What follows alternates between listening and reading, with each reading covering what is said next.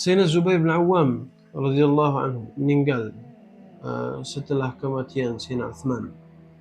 Dia meninggal pada khilafah Sayyidina Ali radhiyallahu anhu dalam keadaan dibunuh pada peperangan Jamal secara mengejut. Dia pun tak bersedia, daripada belakang dibunuh oleh Amr bin Jurmuz la'natullahi alaih. Rasul Sayyidina Ali bila dengar cerita kematian Sayyidina Zubair bin Awam, Sayyidina Ali beritahu kuat supaya Amr bin Jurmuz la'natullahi alaih dengar. Dia beritahu, berilah berita gembira kepada orang yang membunuh Zubair bin Awam dengan api neraka.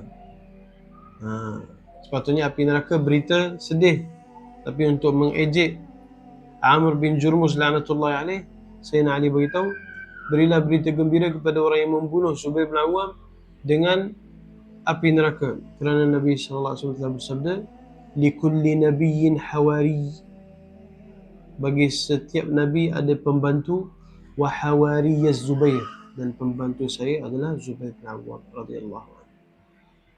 Assalamualaikum.